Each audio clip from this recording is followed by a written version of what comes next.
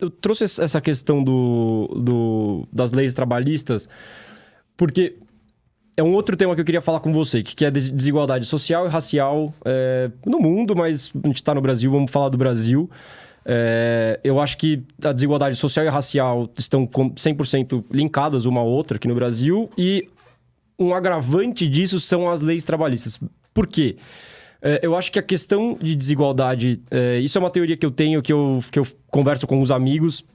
Eu acho que a desigualdade racial hoje no Brasil e logo social vem de uma questão histórica. Há menos de 200 anos atrás, aqui comparando basicamente negros e brancos, há dos menos de 200 anos atrás, os negros todos eram escravos. É extremamente recente, é assustador o quão recente é isso, na verdade.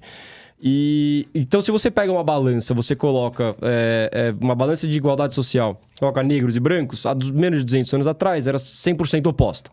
Né?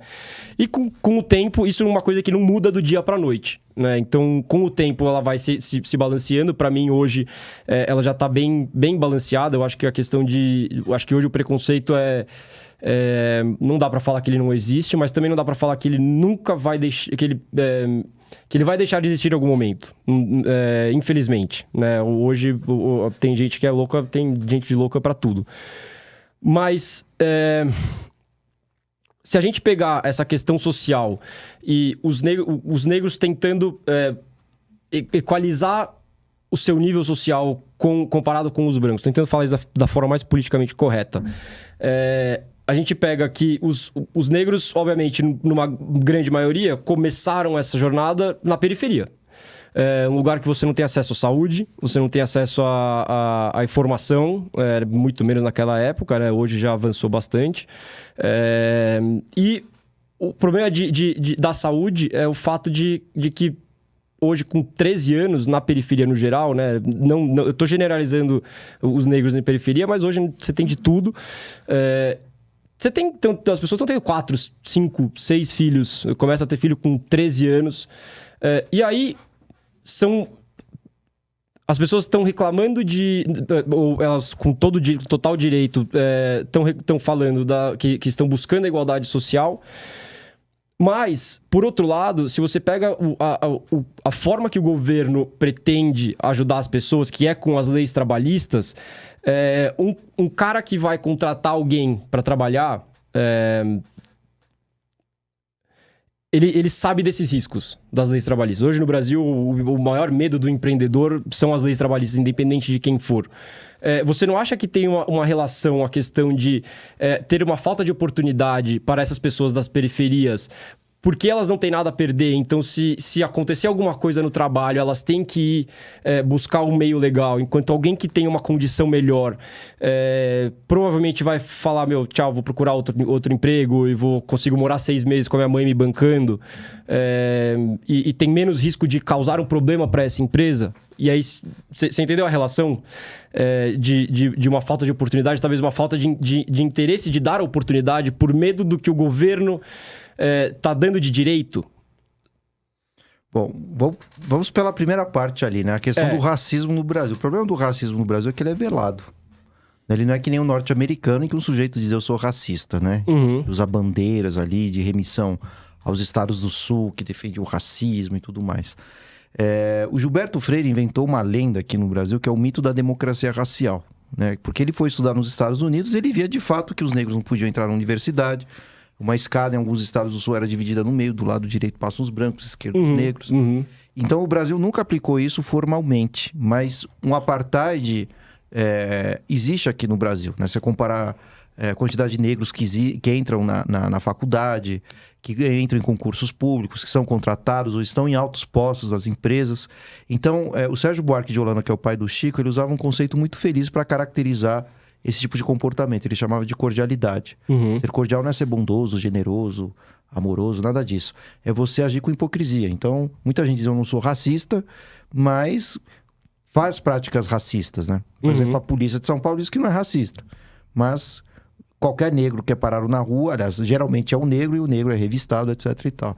Então, esse racismo, ele é velado aqui no Brasil, né? Uhum. Agora, em relação aos direitos trabalhistas, o que acontece, né? A gente tem que parar para pensar que seria necessário para o Brasil fazer uma diferenciação entre o grande e o pequeno empreendedor. Né? De fato, o pequeno empreendedor ele precisa ter uma legislação própria. Né? Tá.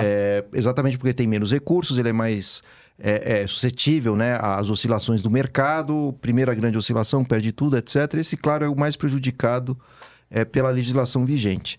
Mas é diferente dos grandes industriais, grandes empresários, latifundiários, etc., né? Que trabalham com bilhões, milhões. E nesse tipo de empresa, a gente tem que ter esses direitos, né? Afinal de contas, é o esforço físico. Ninguém sai para trabalhar dizendo, oba, hoje eu vou acordar às 5 da manhã e que bom que eu estou ganhando um salário mínimo, né? Então, é nesse sentido que a gente tem que parar para pensar que a origem do lucro, né? Quem vai dizer isso é o Marx, né? Não é a simples troca e venda de mercadorias. Esse é o lucro do pequeno comerciante, que comprou uma aguinha por R$1, está te vendendo por R$1,20. A gente até que entende que, de fato, esse pequeno burguês, né, o pequeno empreendedor, ele passa por todas as dificuldades, ele precisa ter menos impostos, ele precisa ter incentivos do governo para contratar, de repente, né? Ou você mantém os direitos, mas tem outros descontos impostos, né? Esse pequeno empreendedor, ele precisa de estímulo. Né? De fato, o setor de serviços move muita economia nas grandes cidades desde a década de 80 e 90, então o governo precisa ter um olhar para isso, seja lá quem for o governo. Agora, os grandes industriais latifundiários, o sistema é outro, né? Porque o lucro ele não surge exatamente da compra e venda. Ele surge, entre outras coisas, né? Do valor da matéria-prima, pagamento de impostos, taxas, manutenção de maquinário, seja lá o que for, e principalmente da exploração do trabalhador. Então, quando você vai numa loja, sei lá, num fast food, e tem ali um combo ali que custa R$30, se você parar para pensar, o dia de trabalho desse trabalhador não paga o combo. Né? Olha que coisa estranha. Né? Então, o lucro, ele surge, né, daquilo que o Marx chamava de valor de troca, né? Que remete a um fetiche. Então, por exemplo, quando a gente tivesse o grande mercado se articulando para vender o carro, que poderia ser vendido, sei lá, por um valor bem menor, mas você compra, não o fato de ele ter 4 rodas ou um volante, né? Mas você compra por ser dessa ou daquela marca. As mesmas roupas que são vendidas no Bom Retiro sem etiqueta são as mesmas que são vendidas no shopping 10, 20, 30 vezes mais. Né? Então aí você vai vendo que o problema é que essas grandes corporações, organizações, etc., o lucro ela surge exatamente da exploração do trabalhador. Porque o valor final da mercadoria é artificial. Quem produz a riqueza? Né? O cara teve a ideia de empreender, etc. Lógico, isso precisa ser reconhecido. É o risco também, né? Sim, tem o risco, mas quem põe a mão na massa, fica horas trabalhando, etc., sofre e ganha pouco ainda, né? Então a gente tem que parar para pensar. E qual que é o problema do salário no Brasil? Se os salários fossem altos, a gente até poderia discutir, como nos Estados Unidos, não vale a pena ter direito. Mas a gente tem uma memória da escravidão, voltando ao racismo, né? O Florestan Fernandes, da década de 50 e 60, se perguntava o seguinte: por que os europeus, né, eles conseguiram melhorar a condição do trabalhador? Se você pegar um texto do Engels do século XIX, o tal amigo do Marx, chamado A Condição do Trabalhador em inglês do século XIX, é a mesma coisa que uma favela. Então, não tinha saneamento básico, casas de papelão, trabalhadores saindo para caçar ratos e pombos no meio do mês porque não tinha dinheiro para comprar comida. Então, a Europa resolveu o problema com um processo amplo de conscientização.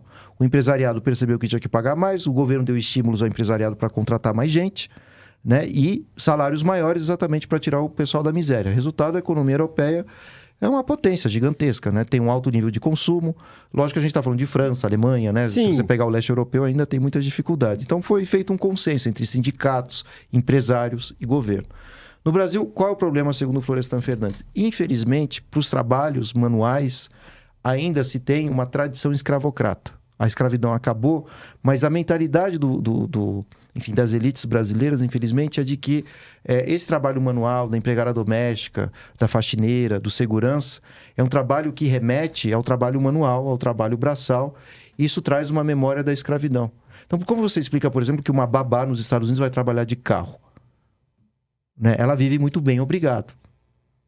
Uma faxina sei lá, na França não sai por menos de 150 euros. Mas aí também... Não, ok. Mas aí também, por outro lado, se você isso envolvendo principalmente a questão tributária, porque se você tem um incentivo, não necessariamente um incentivo maior, mas um custo menor para você produzir, né, principalmente aqui no Brasil, você vai ter mais oferta de emprego. Você tendo mais oferta de emprego, a demanda cai. A demanda caindo, o preço sobe. Então... é uma bola de neve. Sim, sim. É uma bola de neve gigantesca. Então, por exemplo, na Europa, que nem você deu o exemplo agora, mas eu não sei, você pode dizer, mas não sei se tem leis trabalhistas quando houve essa mudança de incentivo do produtor para ajudar o cara, mas, de novo, batendo na tecla, porque a lei, assim, eu fui empreendedor e a lei trabalhista é o maior medo de qualquer empreendedor. Sim. O cara pensa 20 vezes antes de contratar alguém e ele tem medo de mandar embora, aqui no Brasil. Então, por exemplo... Um exemplo claríssimo. Quando a minha empresa, eu tinha uma empresa de cannabis e a gente tinha uma licença de produção no Paraguai. Cara, assim, as diferenças... Lá, primeiro que lá não existe, não que eu concorde 100%, mas não existe benefícios ao trabalhador. Mas, por outro lado, o trabalhador, ele tem existem mais oportunidades, porque muitas empresas vão para lá para produzir. Tem empresas que estão saindo do Brasil quase que semanalmente, indo para o Paraguai para produzir lá, ou seja, dando oportunidade de emprego para essas pessoas. Mas, por outro lado, aqui no Brasil, você tem o medo da parte tributária, você tem medo do risco de empreender no Brasil e você tem medo da parte trabalhista. Então, você espanta as pessoas, a elite, né, vamos dizer assim, que seria quem estaria trazendo para essa população estaria trazendo oportunidade para essas pessoas, oportunidade de emprego, por conta do que o governo manda você fazer, né, o que manda você pagar. Eu sinto que se a gente tivesse um sistema tributário e um sistema trabalhista, vamos dizer assim, um pouco mais justo para ambos os lados, né? Menos risco para ambos os lados. Nos Estados Unidos, por exemplo, você falou da babá, mas é porque lá qualquer cara pode contratar alguém. Eu vou te contratar, sei lá, para dar aula na minha escola. Eu vou te falar, vamos... Começa amanhã, não precisa assinar nada, eu não tenho carteira, eu te dou, se eu quiser te demitir, eu te demito. Então, a pessoa vai trabalhar melhor e o empreendedor vai ter menos risco, vai ter menos medo e menos risco de contratar alguém. Então, tem menos gente querendo fazer o trabalho braçal, né, que é ser babá. Sim. E tudo mais. E, por outro lado, a babá que ganha $100 por dia, ou sei lá, custa $150 para ela alugar um carro, fazer o leasing do carro por mês. Então, é tudo mais fácil. Por essa questão tributária e trabalhista. Você não acha que é algo assim, que a gente deveria se inspirar, talvez? Ou referenciar? Sim, você tem toda a razão, mas tem uma grande diferença da visão, né, da burguesia brasileira em relação a de outros países, né, que é um problema cultural. Quem vai trabalhar muito isso é o Florestan Fernandes, num livro chamado A Revolução Burguesa no Brasil, que ele se pergunta o seguinte: é burguesia o que a gente tem aqui? Por quê? Sempre que o Estado estimula a atividade econômica, a nossa burguesia ela é muito parasitária, ela não anda sozinha. Você está falando do pequeno empreendedor, do médio empreendedor, gente que enxerga nicho de mercado. Eu não estou contestando essas elites. A gente está falando de uma elite tradicional que sempre viveu do Estado, né? Então, por exemplo, o que o Florestan vai dizer para a gente? Né? Que, por exemplo, na França, na Inglaterra, nos Estados Unidos... o empreendedor ele tinha o sonho de ter, sei lá, um aeroporto, ou como Elon Musk, sei lá, virar um bilionário, empreender, fazer alguma loucura assim dessas coisas que a gente vê um Bill Gates, né, criando impérios, sim. Etc e tal. Só que eles fazem isso, né, com um propósito. Eu vou fazer isso, enfim, com a liberdade econômica, enfim, com o meu esforço, etc, etc, etc. Só que no Brasil, todas as vezes que o Estado estimulou, a burguesia não deu a resposta. Vou te dar um exemplo aqui. Foi o que aconteceu, por incrível que pareça, do primeiro governo do Dilma. O Brasil ia renovar as concessões das distribuidoras de energia elétrica. E existia uma cláusula ali no contrato, né? Elas foram privatizadas na época do FHC. Acho que estavam faltando uns 8, 7 anos, alguma coisa assim, 10. Eu não sei como que era a história. Mas aí o governo fez o seguinte: vamos fazer uma troca. Eu não vou abrir outra concessão. As empresas que já estão ali, a gente vai renovar por mais 20, 30 anos. Em contrapartida, a gente reduz o custo da energia. E quem teve essa ideia não foi a Dilma, foi o Paulo Scaff, que então era o presidente da Fiesp. Não sei se você lembra dessa situação. Sim. Bom, o acordo era esse. Então isso vai gerar mais emprego, porque vai estimular mais a empregabilidade, vai ter um desconto aqui. E o governo também fez algumas concessões também na coleta de impostos trabalhistas, inclusive, né? Sobretudo para as grandes empresas. Tudo bem, aí o governo falou: ótimo, agora é hora de vocês empreenderem. Não fizeram nada. Né? Aliás, o próprio Paulo Scaff depois colocava o pato ali na frente da Fiesp, criticando a Dilma, etc. Mas esse setor foi muito beneficiado, querendo ou não, sem praticamente ter movido uma pena, né?